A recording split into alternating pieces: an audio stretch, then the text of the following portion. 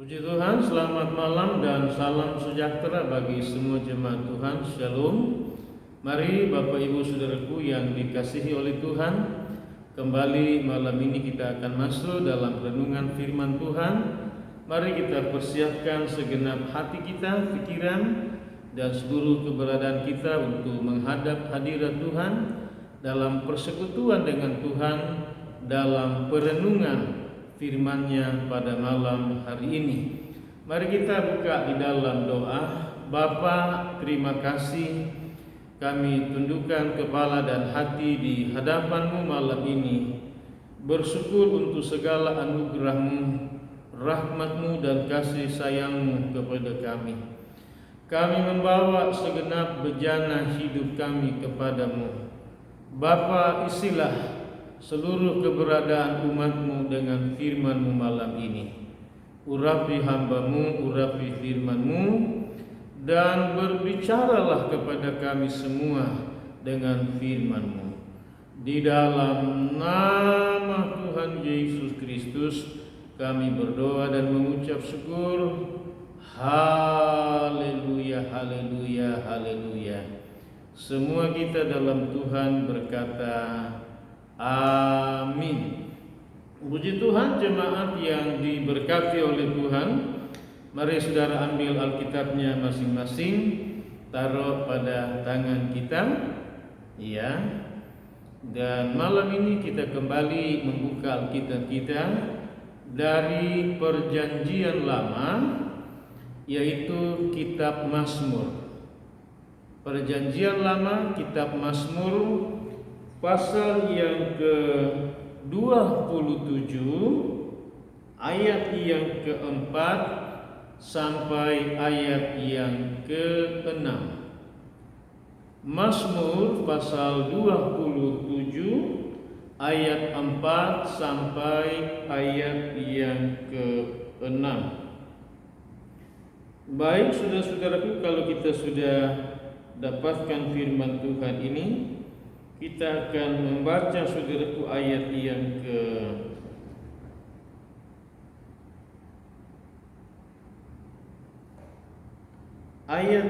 keempat dulu, ya. Mazmur pasal yang ke-27 ayatnya yang keempat, kita baca bersama-sama. 2, 3. Satu hal yang telah kuminta kepada Tuhan, itulah yang kuingini, diam di rumah Tuhan seumur hidupku, menyaksikan kemurahan Tuhan dan menikmati bait-Nya yang kudus. Semua yang percaya berkata amin. Saudaraku, kembali Mazmur 27 ini adalah mazmur dari seorang tokoh Alkitab, yaitu Raja Daud. Dia berkata, saudaraku, satu hal yang telah kuminta kepada Tuhan, itulah yang kuingini.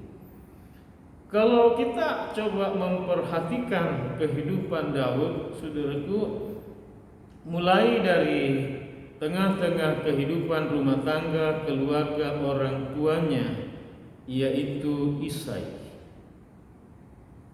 Pekerjaan Daud, saudaraku, adalah sebagai seorang gembala yang menggembalakan kambing domba milik Isai ayahnya dengan segala, saudaraku, tanggung jawab yang baik.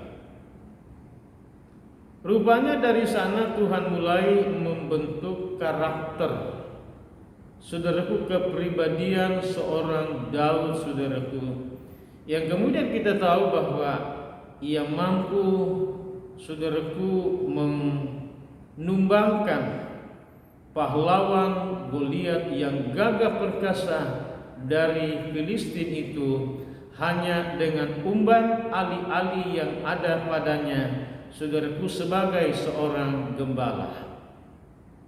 Tetapi di balik itu, saudaraku, adalah apa? adalah ia menghadapi segalanya dengan nama Tuhan. Dia mendatangi Goliat dengan nama Tuhan, sehingga nama inilah yang berperang, nama inilah yang menyertai Daud. Pribadi Tuhan yang berdaulat, berotoritas itu saudara, yang menyertai Daud dan mampu mengalahkan Goliat. Pengalaman itu saudaraku mengantarkan Daud saudaraku menjadi saudaraku ajudan daripada saudaraku Saul. Dan ketika Saul melakukan pelanggaran firman Tuhan, maka Tuhan menolak Saul menjadi raja. Tapi kemudian Tuhan berkenan kepada seorang yang berlatar belakang sebagai gembala kambing domba ayahnya Isai, yaitu Daud yang dikatakan berkenan di hati Tuhan. Saudara yang dikasihi, Daud tidak langsung berada pada posisi sebagai raja. Dia menghadapi proses yang panjang dalam hidupnya, yang kemudian waktunya Tuhan mendudukan dia sebagai raja dan sebagai seorang pahlawan Israel yang kemana saja ia berperang saudara-saudara, ia selalu berkemenangan. Lagi-lagi karena apa? Karena Tuhan menyertai Daud, Tuhan melindungi Daud, Tuhan memberkati Daud. Saudaraku, Daud mempunyai banyak pengalaman padang sebagai gembala. Daud juga mempunyai pengalaman panjang sebagai seorang panglima perang. Daud juga punya pengalaman panjang hidup sebagai seorang raja yang berada di istana dan menikmati segala kemewahan istana saudara-saudara. Tetapi apa yang kemudian Daud ungkapkan dalam Mazmur pasal 27 ini ayat yang keempat, di mana Daud berkata, satu hal telah kuminta kepada Tuhan. Apa yang diminta oleh Daud kepada Tuhan saudara pada bagian ini dan yang diinginkan oleh Daud di dalam hidupnya saudara, dia bilang, diam di rumah Tuhan seumur hidup. Yang menjadi saudaraku perjalanan hidup Daud selanjutnya adalah dia ingin saudaraku hidup dan berada di dalam rumah Tuhan seumur hidupnya. Itulah sebabnya dalam bagian ayat yang lain dia berkata, lebih baik satu hari di rumah Tuhan daripada 1000 hari berada di tempat yang lain. Saudaraku, sebab di dalam rumah Tuhan Daud menikmati saudaraku perkara-perkara yang indah, bagaimana rohnya, jiwanya, pikirannya, batinnya, hidupnya ini diarahkan sepenuhnya adalah kepada Tuhan. Dan hidup yang terindah dari semuanya adalah hidup berada di mana? Di dalam rumah Tuhan. Inilah yang menjadi permintaan Daud. Inilah yang menjadi doa dan keinginannya saudara. Adalah apa? Berada diam di dalam rumah Tuhan. Saudara yang diberkati oleh Tuhan, Tuhan ingin supaya kita selalu melekat kepada Tuhan, selalu dekat dengan Tuhan, selalu punya hubungan yang intim, yang harmonis dengan Tuhan.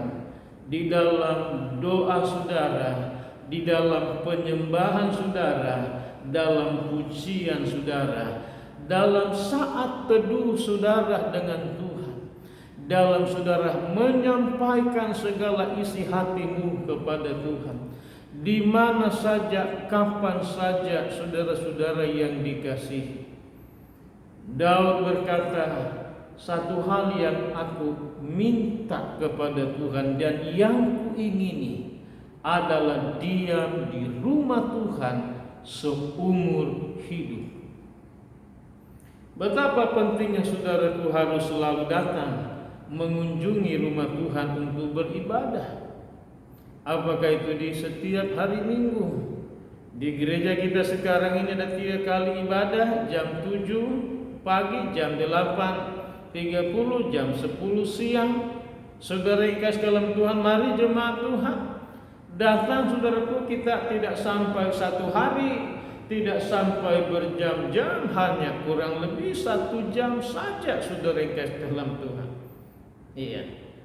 Di gereja ini ada doa setiap hari Senin, ada saudaraku doa puasa hari Selasa, ada renungan, Rabu ada ibadah rumah tangga, Kamis ada renungan, Jumat ada ibadah saudaraku, dan hari Minggu. Mengapa sampai gereja dibuka demikian adalah supaya jemaat Tuhan selalu seperti Daud bilang, satu hal yang aku inginkan, yang ku minta kepada Tuhan adalah diam di rumah Tuhan. Kemudian selanjutnya saudara, yang kedua dalam ayat ini, menyaksikan kemurahan Tuhan. Daud mempunyai pengalaman yang panjang. Di padang gurun dia diperhadapkan dengan binatang-binatang buas. Dia diperhadapkan dengan perampok-perampok, dan Daud menghadapi semua binatang buas itu, segala keganasan padang gurun. Bukan itu saja saudaraku, dalam menghadapi saudaraku, ketika Saul mengutus Daud kemana saja dia pergi berperang, dia mengalami kemenangan demi kemenangan yang besar. Dia tahu itu adalah karena kemurahan Tuhan. Dia pun di padang gurun mampu mengalahkan binatang buas karena kemurahan Tuhan yang menyertai dia. Ketika dia pun duduk di atas takhta kerajaan itu, saudara-saudaraku, selama 40 tahun, Daud lagi-lagi menyadari bahwa itu semuanya adalah karena kemurahan Tuhan. Bukan karena hebatnya Daud, bukan karena jagonya Daud, bukan karena cakapnya Daud, bukan karena apa-apanya Daud, tapi semua adalah karena kemurahannya. Lalu apa yang Daud lakukan dengan semua kemurahan demi kemurahan Tuhan ini? Yaitu menyaksikan segala kemurahan Tuhan yang telah dialami oleh Daud. Saudara, semuanya adalah orang-orang yang telah mengalami kemurahan Tuhan, bukan? Mari jemaat Tuhan, jangan menjauhkan dirimu dari ibadah, dari hadirat Tuhan dalam pertemuan-pertemuan ibadah Jemaat GPDI Agape Tiga Raksa. Tapi marilah saudara-saudara datang dan menyaksikan segala kemurahan Tuhan, kebaikan Tuhan, pertolongan Tuhan, perlindungan Tuhan, pemeliharaan Tuhan, berkat Tuhan, kemenangan yang Tuhan berikan kepadamu. Kemudian saudara kasih dalam Tuhan, pada saudaraku bagian selanjutnya, yang ketiga dalam ayat yang keempat ini, dan menikmati baitnya. Daud ingin menikmati baitnya Tuhan, saudara-saudara. Daud ingin merasakan hadirat Tuhan, lawatan Tuhan. Daud ingin menikmati, saudaraku, dekatnya, intimnya dia dengan Tuhan. Dia ingin menikmati, merasakan bagaimana sebuah pembaharuan yang dilakukan, yang dikerjakan oleh Tuhan. Restorasi Tuhan di dalam pribadi Daud, saudara-saudara.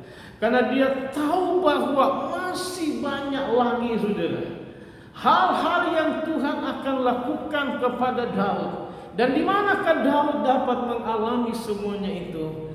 Adalah kalau dia ada di dalam rumah Tuhan. Kalau dia dapat menikmati baitnya Tuhan, hadiratnya Tuhan, kasihnya Tuhan, kuasanya Tuhan, lawatannya, saudaraku, atas Daud, saudara. Iya. Kita masuk pada ayat yang ke-5. Sebab ia atau sebab Tuhan melindungi aku di dalam pondoknya pada waktu bahaya. Ia menyembunyikan aku dalam persembunyian di kemahnya. Ia mengangkat aku ke atas gunung batu. Saudaraku, Daud tahu seperti apa yang Tuhan akan lakukan.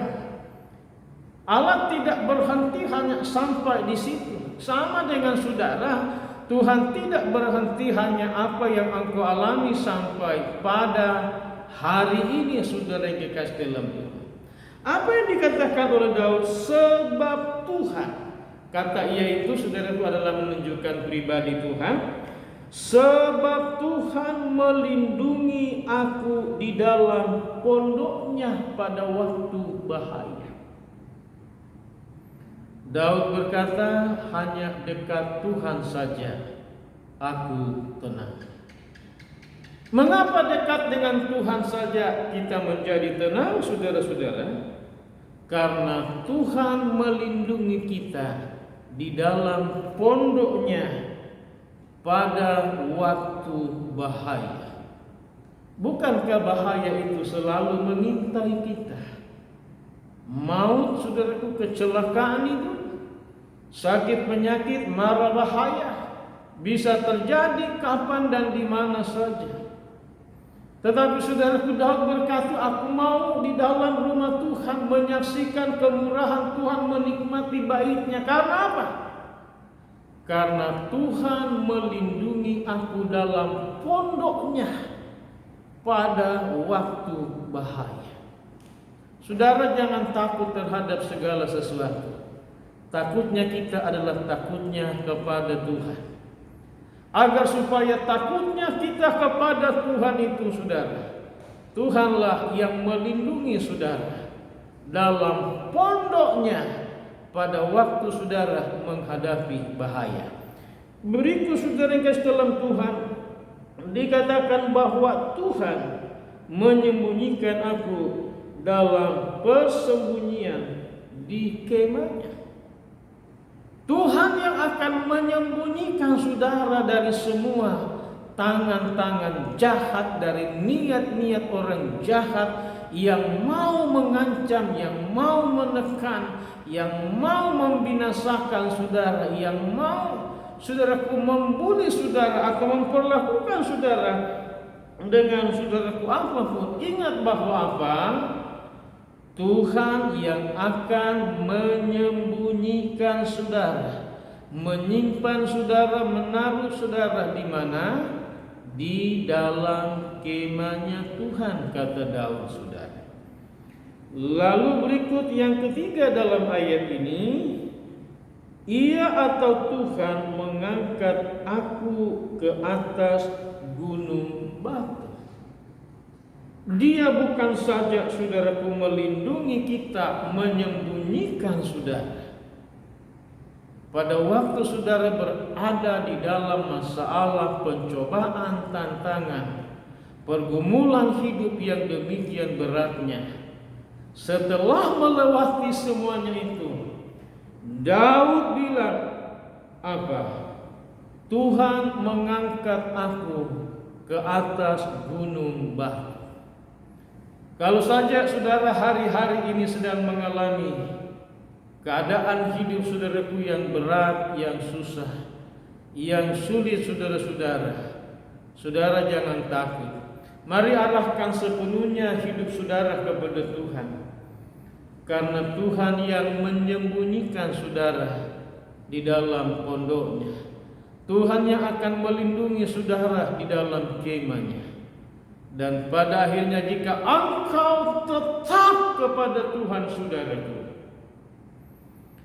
Dia akan mengangkat saudara ke atas gunung batunya Tuhan.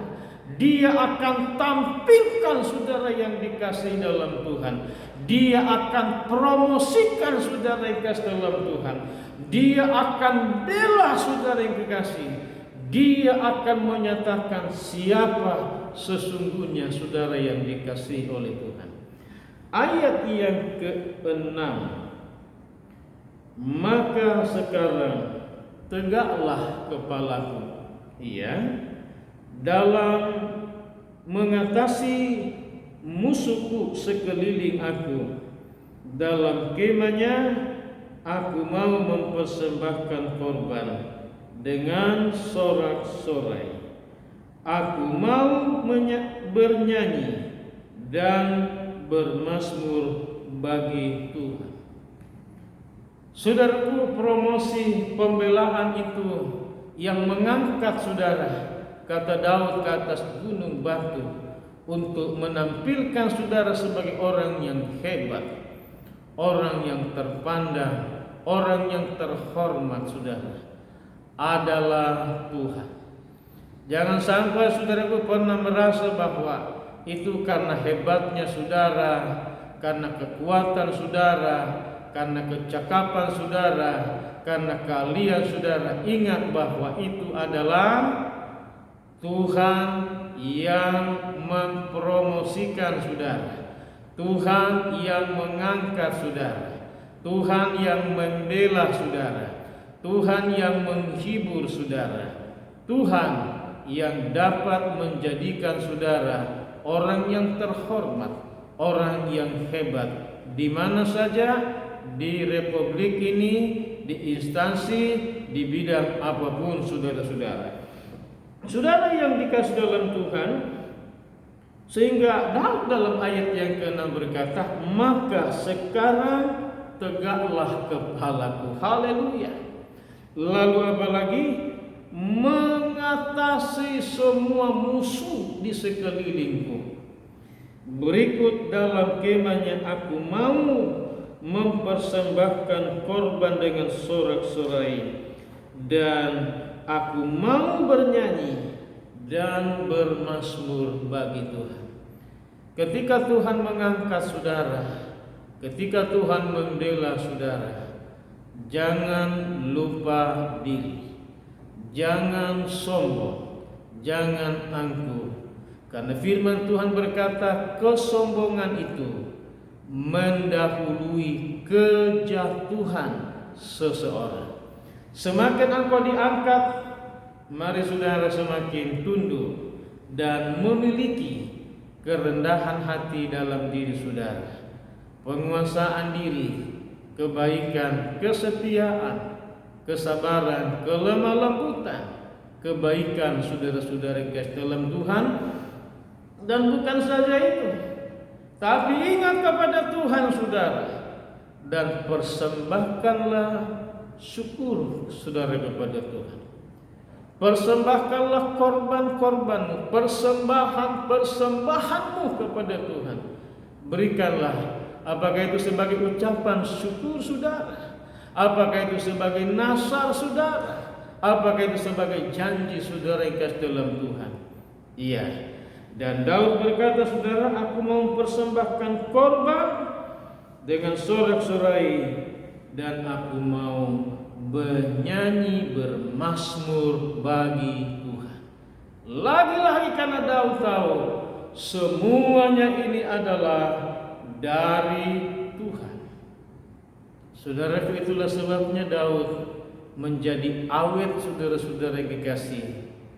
Ia dan kepemimpinan sebagai raja tidak berhenti di Daud, tapi turun kepada anaknya Salomo, saudara. Saudara lihat bahwa kalau kita hidup memperkenankan Tuhan, saudara, Tuhan memberkati bukan hanya pada diri saudara, tapi itu dapat diturunkan kepada anak cucu kita, wariskanlah saudara hidup rohani, hidup iman saudara di dalam Tuhan yang terpuji, yang indah, yang mulia bagi mereka saudara-saudara, sebagai warisan yang dari Tuhan, yang dilihat kepada diri saudara masing-masing. Puji Tuhan, haleluya. Tuhan Yesus memberkati dan menolong kita semuanya. Baik, mari kita tundukkan kepala dan kita masuk dalam doa. Bapa, malam ini kami bersyukur di hadapan-Mu Tuhan. Telah kami mengikuti penguraian dan perenungan firman-Mu malam ini. Mari Tuhan Allah Roh Kudus yang menghidupkan firman-Mu ini menjadi firman yang hidup di dalam diri kami semuanya. Hamba-Mu berhenti berbicara, namun Tuhanlah yang memeteraikan menjadi firman yang menjadi remah dalam seluruh keberadaan kami. Terima kasih Tuhan, terpujilah Tuhan. Bagimu segala pujian, hormat dan syukur kami. Semua pergumulan hidup umat-Mu kami bawa di hadapan Tuhan. Kami tak lupa berdoa buat bangsa dan negara kami, pemerintah kami dari presiden dan wakilnya Tuhan, dengan semua panglima TNI, udara, laut, darat, dengan seluruh jajarannya, kepolisian Tuhan, Densus 88 dan juga KPK Tuhan, para menteri-menteri, para gubernur, wali kota, bupati, camat Tuhan, sampai di tingkat lurah, desa, kampung di mana kami berada. Bahkan seluruh rakyat bangsa ini kami bawa di hadapan-Mu Tuhan. Kami mohon Tuhan atas bangsa kami untuk melindungi, memelihara kami dari semua mara bahaya, terlebih membawa bangsa kami keluar dari krisis COVID-19, keluar dari krisis ekonomi, keluar dari krisis lapangan pekerjaan, bawa bangsa kami keluar dari krisis usaha, krisis pendidikan, krisis politik, dari hal apa saja. Tuhan sajalah yang berkuasa atas bangsa ini, menolong dan melindungi dan memelihara kami. Kami berdoa buat yang sakit di rumah sakit, Tuhan, isolasi mandiri di rumah, di mana saja.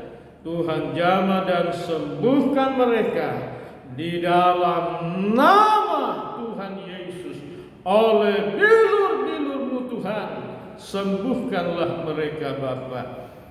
Dan Tuhan berkati semua vaksin Tuhan, baik dari negara-negara sahabat kami maupun yang Tuhan dikelola oleh anak-anak bangsa Tuhan. Berkati semuanya, bermanfaat bagi seluruh rakyat Indonesia. Di dalam nama Tuhan Yesus kami berdoa dan mengucap syukur.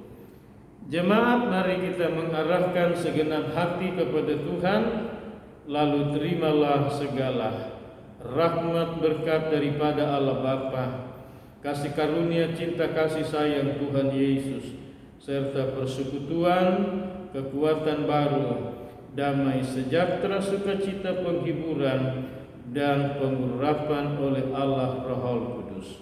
Di dalam nama Allah Bapa, Putra dan Roh Kudus, Tuhan Yesus Kristus. Haleluya, haleluya, haleluya. Amin. Selamat malam, Tuhan berkati saudara. Shalom. Amin. Haleluya.